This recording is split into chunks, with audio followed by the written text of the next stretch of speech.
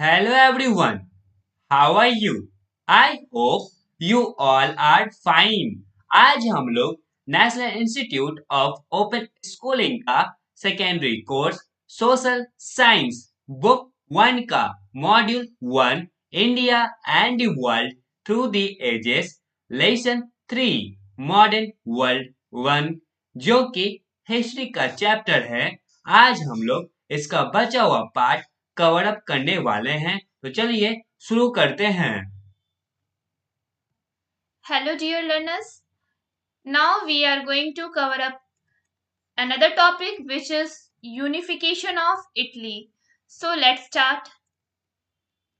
In the 18th century, Italy was a collection of states, each having its own monarch and traditions. Some of them were Venetia, two Sicilies, Papal States, Sardinia, Tuscany, etc.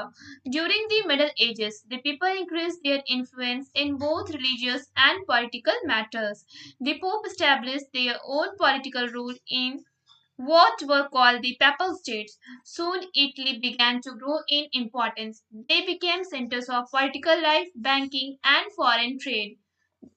During the Renaissance, Italy became even more important than the other states, about which you have read earlier for many years. France and the Holy Roman Empire fought for the control of Italy. The French Revolution of 1789 played an important role in the history of Italy. The Italian rulers, sensing danger in their own country, drew closer to the European kings who opposed France. After France became a republic, secret clubs favoring an Italian republic was formed throughout Italy. From 1796 till 1814, when Napoleon Bonaparte was defeated by the European powers, many Italians had started seeing the possibility of a united Italy free from foreign control. 18वीं शताब्दी में क्या हुआ था कि ये जो Italy थे उनके पास स्टेट्स का कलेक्शन था। मीन्स क्या कि जितने भी स्टेट्स हैं उनके खुद के मोनार्क और ट्रेडिशंस थे। मीन्स उनके खुद के राजा रानी थे और खुद की परंपरा उसमें चलती थी। कुछ ये स्टेट्स थे Venetia, Two Sicilies, Papal State, Sardinia और टस्कैनी। ये सब उस समय के कुछ स्टेट्स हैं। मध्य काल में क्या हुआ था कि जो पोप थे उन्होंने इन्फ्लुएंस होके पॉलिटिकल मैटर्स और रिलीजियस दोनों पे ध्यान देना स्टार्ट कर दिया, और जो पोप थे उन्होंने एक नया पॉलिटिकल रूल खुद का स्थापित किया था जिसे पेपल स्टेट्स बोला जाता है। ठीक है, ये जो इटलिस्ट थे उनका धीरे धीरे इम्पोर्टेंस बढ़ने लगा और वो एक सेंटर पॉइंट बन गया पॉलिटिकल लाइफ, बैंकिंग और फॉरेन ट्रेड के लिए, मीन्स विदेशी व्यापार के लिए। इस पुनर्जागरण काल के दौरान क्या था कि जो इटली थे उनका ज्यादा इम्पोर्टेंट ये स्टेट बन चुका था, और जो दूसरे स्टेट थे उनके बीच में ये जो इटली था कुछ ज्यादा इम्पोर्टेंट हो चुका था, जिसे आपने अर्लियर पढ़ चुका है। मैं इससे पहले आप लोगों ने पढ़ चुका है। बहुत सालों तक ये जो फ्रांस थे और ये जो रोमन एम्पायर थे वो इटली के ऊपर कंट्रोल करने के लिए एक दूसरे से लड़ रहे थे। लेकिन जो फ्रेंच रिवॉल्यूशन 1789 जब ये रिवॉल्यूशन हुआ तो इसमें एक इटली का खुद का एक रोल निकल के आता है, important role.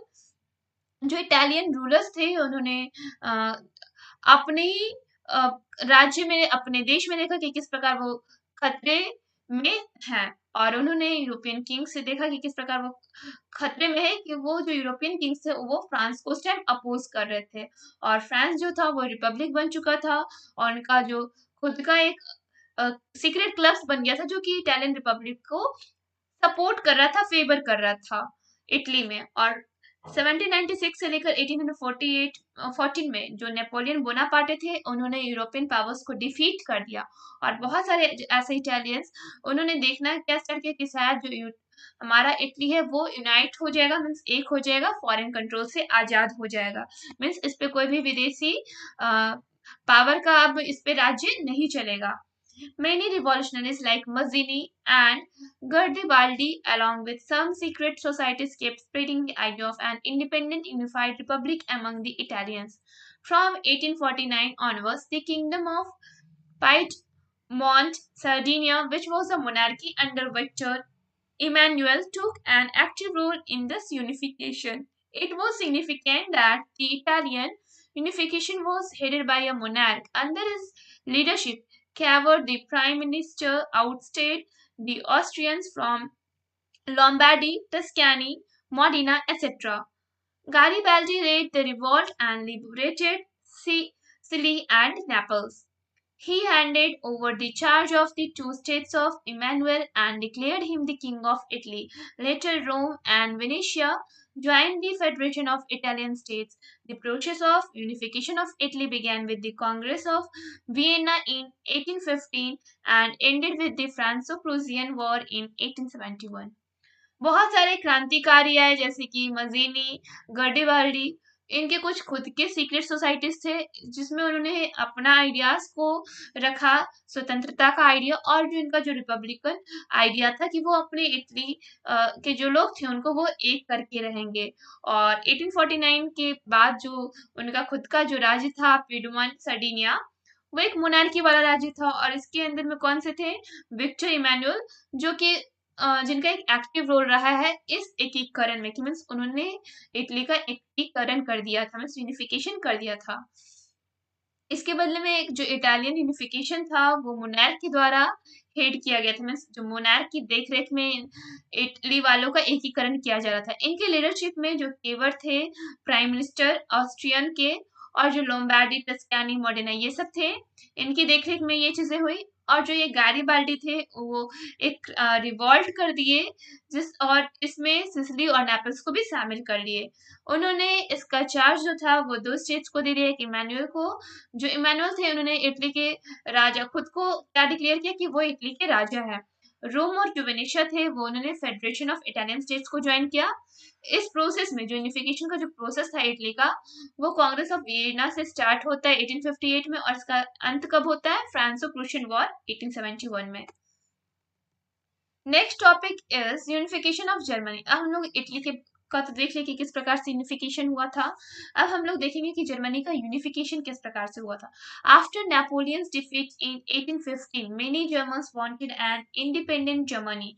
Germany was a confederation of 39 small states led by Austria and Prussia. These states were always at war with one another, deterring the economic progress of Germany. The King of Prussia, Kaiser William I, chose a Prime Minister Bismarck to unify Germany under the rule of Prussia and excluding Austria and France completely. Bismarck was fearless and believed in the urgent need for unification in Germany. He started with the modernization of the army, defying the parliament in collecting taxes. His policy came to be known as Blood and Iron Policy and earned him the nickname of the Iron Chancellor. तो जब Napoleon's हार चुके थे 1815 के बाद, तो बहुत सारे ऐसे जर्मन्स आए जो चाहते थे कि जो उनका जर्मनी है वो आजाद हो जाए।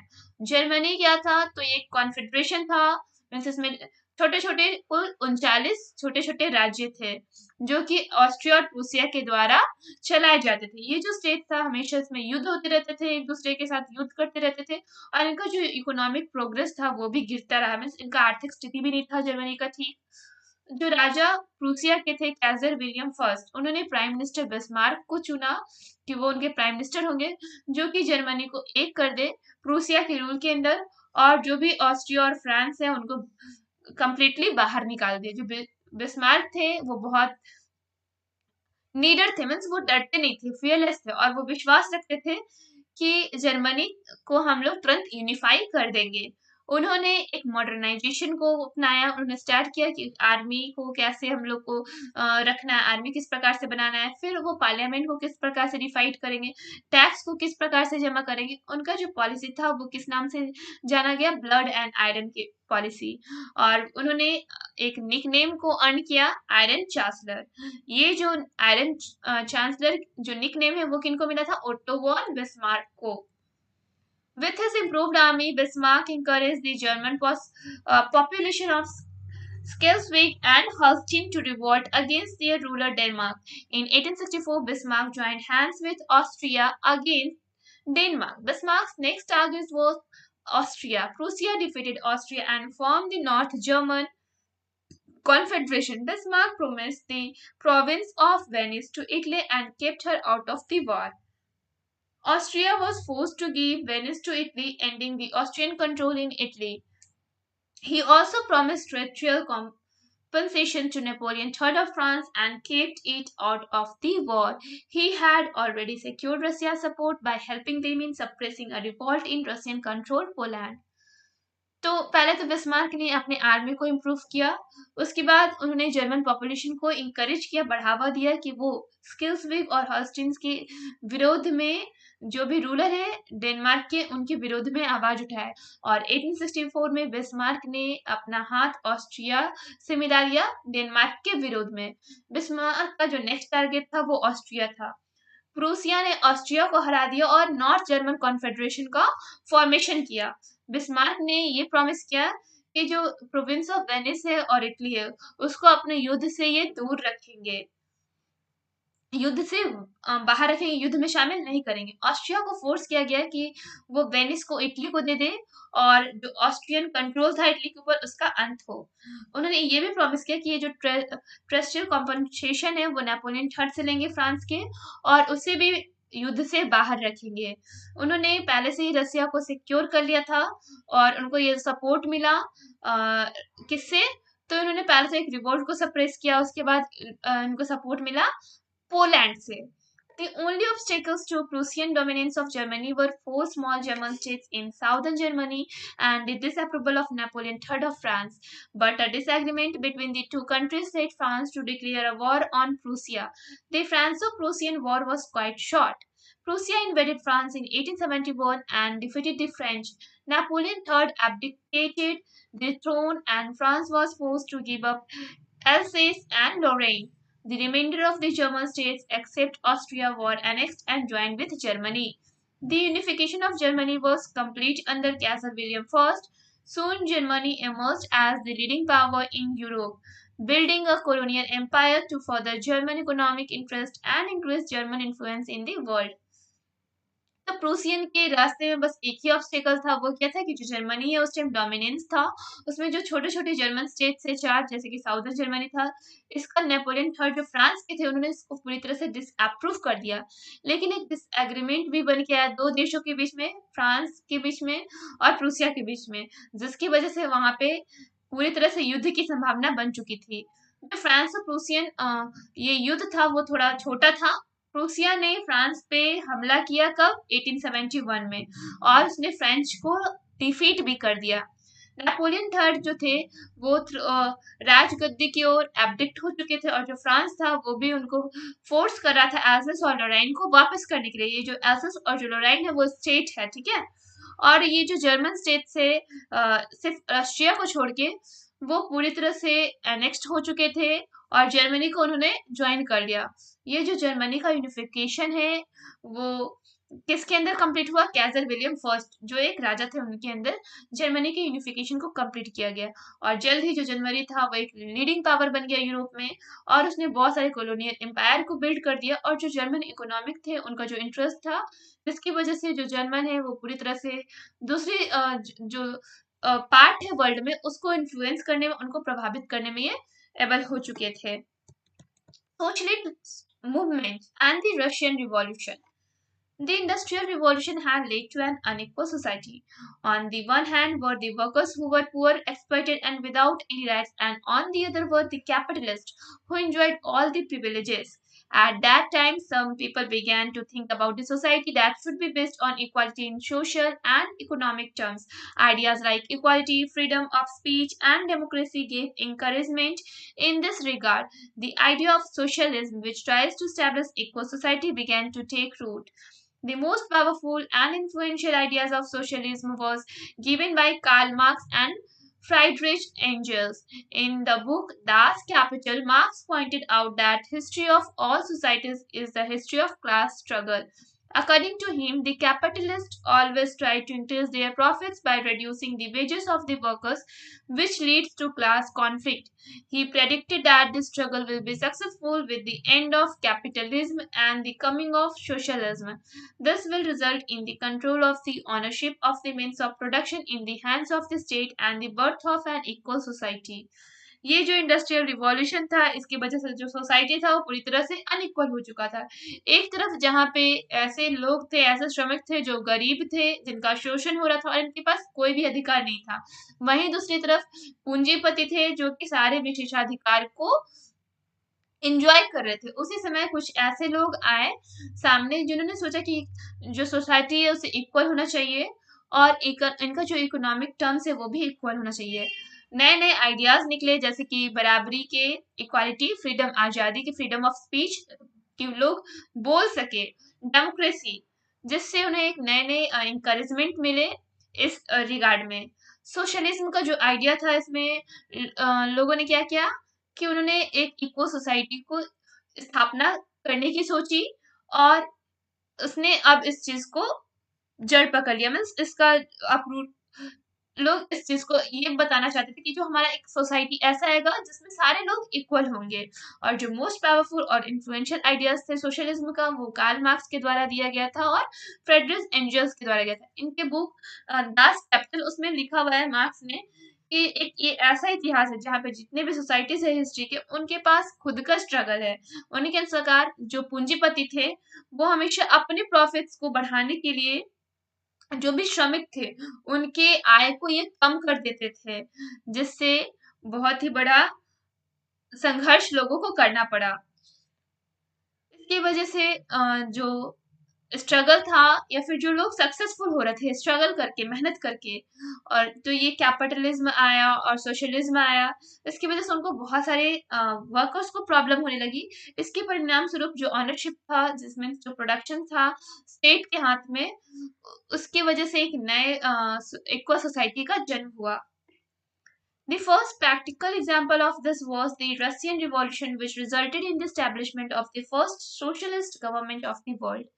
Russia was industrially backward and was based on an agrarian economy. Tsar was an autocratic and oppressive ruler. Hence, the workers and the peasants suffered a lot. The revolution of 1905 led to the formation of a constitutional monarchy with the formation of the Duma, the members of whom were representatives of peasants, townsmen, and gentry. Even after the 1905 of revolution, the civil rights and democratic representation was limited and hence the unrest continued. तो जो first practical example है इसका वो था Russian revolution, जिसके परिणाम स्वरूप first socialist government of the world का स्थापना हुआ। मीन्स पहला जो सामाजिक सरकार के ऊपर बेस्ड था दुनिया में, उसका स्थापना किया गया। जो रसिया था वो इंडस्ट्रियली बैकवर्ड था और ये इसका जो इकोनॉमी था वो किस पे बेस्ड था, एग्रीगेट पे। जो तसार था वो एक ऑटोक्रेटिक और अप्रेसिव रूलर थे, इसलिए उन्होंने वर्कर्स और पीजेंट्स को बहुत ज्यादा नुकसान पहुंचाया। ये जो रिवॉल्यूशन है 1905 का, उससे कॉन्स्टिट्यूशनल मोनार्की का फॉर्मेशन हुआ, जिसकी वजह से जो डूमा, जो मेंबर्स थे रिप्रेजेंटेटिव्स ऑफ पीजेंट्स और टाउन्समैन या फिर जेंट्री के, वो आगे आए और उन्होंने 1905 के रिवॉल्यूशन के बाद सिविल राइट्स, डेमोक्रेटिक रिप्रेजेंटेटिव को लिमिट कर दिया और इस चीज को वो कंटिन्यू रखने लगे कि इस तरह से हमें और भी क्रांति को आगे लेके जाना, रिवॉल्यूशन को आगे बढ़ाना है।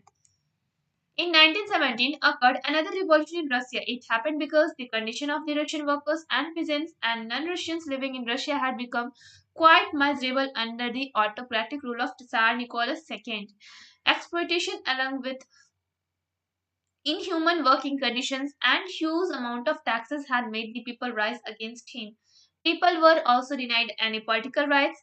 Russia had also entered World War I for imperialist gains, but she was unequipped to do so. Thousands of Russian soldiers were killed in World War I as they were ill equipped with no proper war uniforms and arms to fight in the cold desert of Siberia. Many skilled workers were forced to enlist in army and fight in the battlefields, resulting in their deaths. The nobility were also dissatisfied with Tsar Nicholas II due to his autocratic ways. Famines further worsened the situation in the country. This resulted in labor riots and strikes. Striking crowds attacked courts, prisons, and office premises. There was widespread unrest among all sections of society. The army lacked ammunition, the cities lacked food while the peasants failed to get proper return for their produce. The government, in the meantime, had printed millions of robbers' notes, leading to inflation. The situation slipped out of Tsar hands. 1917 में क्या हुआ कि रसिया में क्रांति आई, और ये इसलिए हुआ था क्योंकि जो रशियन का जो वर्कर्स थे, किसान थे और जो नॉन रशियन थे, उनका रसिया में रहना बहुत ज्यादा मुश्किल हो चुका था। उनकी स्थिति दयनीय बन चुकी थी क्योंकि जो तुसार नौकालस जो सेकंड वो एक ऑटोक्रेटिक रूलर थे। उन्होंने लोगों का शोषण किया इनह्यूमन तरीके से। उनका जो वर्किंग कंडीशन था वो अच्छा नहीं था, जो जहाँ पे लोग श्रमिक लोग काम करते थे वहां का हालत अच्छा नहीं था। उनके ऊपर बहुत सारे टैक्सेस का बोझ डाल दिया गया, जिससे जो लोग थे वो अपने राजा के विरोध में खड़े हो गए। जो लोग थे उनको कोई भी पॉलिटिकल राइट्स नहीं दिया गया था। रसिया वर्ल्ड वॉर फर्स्ट में इंपीरियलिस्ट को गेन करने के लिए एंटर कर गया। जो रसिया थे वो भी वर्ल्ड वॉर फर्स्ट में युद्ध करने गए, लेकिन वो ऐसा नहीं कर पाई। क्यों? क्योंकि हजारों जो रशियन सैनिक थे वो मारे गए वर्ल्ड वॉर फर्स्ट में, क्योंकि ना तो उनके पास प्रॉपर गर्म यूनिफॉर्म था, ना ही उनके पास कोई भी आइडिया था कि वो किस प्रकार से साइबेरिया की ठंड में जाके युद्ध करेंगे। बहुत सारे ऐसे स्किल्ड वर्कर्स थे जिनको फोर्स किया गया था कि वो आर्मी में जाए और युद्ध के क्षेत्र में युद्ध करे, लेकिन इसके परिणाम स्वरूप बहुत सारे लोगों की मृत्यु हो गई। और जितने भी नोबिलिटी पर्सन थे वो अपने राजा सार निकोलस सेकंड से बहुत ज्यादा असंतुष्ट हो गए, क्योंकि उनका जो तरीका था काम करने का वो ऑटोक्रेटिक था, वो जो चाहते थे वही करते थे। फिर एक और कारण आया फेमिन्स में सुखाड़ आ गया, जिससे जो कंट्री का जो हालत था वो और ज्यादा खराब हो चुका था। इसके परिणाम स्वरूप जो लेबर थे उन्होंने रियाज दंगे फसाद किए, स्ट्राइक्स किए, हड़ताल किए, और जो लोग जो ये भीड़ था वो कहीं पे भी किसी पे भी अटैक कर देता था, जैसे कि कोर्ट्स हो गया, जेल हो गया, फिर जहाँ पे ऑफिस का क्षेत्र था वहां पे लोग ये जाके अटैक कर देते थे, और जितना भी जो सेक्शन था सोसाइटी का पूरी तरह से डिस्टर्ब हो चुका था। आर्मी अपने पावर को लैक कर चुकी थी, खो चुकी थी। जो सिटीज थे उनके पास सिटीज में कोई भी खाना खाने के लिए नहीं था, और जो किसान थे उनको खुद के उपज के लिए, खुद के प्रोड्यूस के लिए प्रॉपर रिटर्न नहीं मिल पा रहा था। इससे जो गवर्नमेंट था उस समय वो क्या हुआ, बहुत सारे रूबल नोट्स को प्रिंट कर दिए, जिससे इन्फ्लेमेशन का लीड हो गया, और जो सिचुएशन था वो तसार के हाथ से फिसल चुका था। This situation was further worsened by the writings of Marx and Tolstoy, which influenced the people, especially the workers, and led to their political awakening. This led to the formation of the Council of Workers called the Soviets. In February 1917, Tsar was deposed and a provisional government was established under the control of the Mensheviks Party, but the government failed to fulfill the demands of the people. Another party called the Bolshevik, headed by Lenin, organized the Soviets and replaced the government in October 1917. This October Revolution was the final stage of the Russian Revolution. It brought to an end the rule of the Tsar and led to the formation of the USSR and a new world order. तो ये जो स्थिति था वो और भी खराब हो चुका था। जो मार्क्स थे उन्होंने और जो टॉल्स्टॉय थे उन्होंने लिखना स्टार्ट किया, जिससे लोग प्रभावित हो गए। स्पेशली जो वर्कर का ग्रुप था उनमें राजनीतिक जागरूकता आ गई। इसकी वजह से जो वर्कर्स थे उन्होंने काउंसिल का फॉर्मेशन किया, जिसे वो सोवियट्स बोले। फरवरी 1917 में जो सार थे उनको हटा दिया गया, उनको डिपोस्ट कर दिया गया, और एक नए प्रोविजनल गवर्नमेंट की स्थापना की गई। किनके कंट्रोल में? मेंशेविक पार्टी के कंट्रोल में। लेकिन ये जो गवर्नमेंट था वो भी फेल हो चुका था, वो अपने जनता के डिमांड्स को फुलफिल नहीं कर पा रहा था। तो एक नया पार्टी निकल के आया बोल्शेविक, जिसको लेनिन के द्वारा हेड किया गया था। इसने सोवियट्स को ऑर्गेनाइज किया और नए गवर्नमेंट को रिप्लेस किया अक्टूबर 1917 में। ये अक्टूबर रिवॉल्यूशन के नाम से भी जाना जाता है। ये फाइनल स्टेज था रशियन रिवॉल्यूशन का। जो अक्टूबर रिवॉल्यूशन है वो रशियन रिवॉल्यूशन का एक फाइनल स्टेज था। इसकी वजह से जो तसार का जो रूल था वो खत्म हो गया, और इसके बदले एक नया चीज का फॉर्मेशन हुआ यूएसएसआर का नए वर्ल्ड में। In the next lesson, you will read more about industrialization, imperialism, and the world wars. You will be able to understand how the Industrial Revolution changed the face of the world and brought about tremendous changes in the life of the people. You will also read the impact it had on the non-industrialized countries of the world and how it led to conflicts which are till today considered to be some of the most horrible wars faced by the world.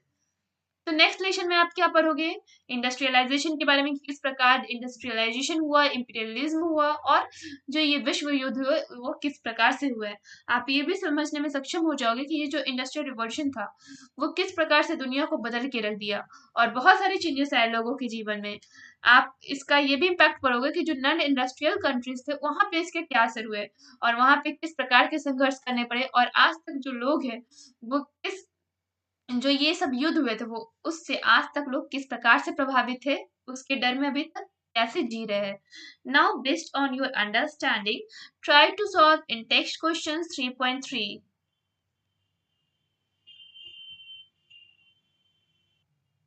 Well chapter complete हो चुका है। तब तक के लिए इस chapter का सारे इंटेक्स क्वेश्चन और टर्मिनल एक्सरसाइज बनाने का प्रयास करें। ये है टर्मिनल एक्सरसाइज। सारे इंटेक्स क्वेश्चन का आंसर यहाँ नीचे दिया गया है। पहले खुद से बनाने का प्रयास करें, फिर आंसर की हेल्प लें। That's all for today. Thank you everyone.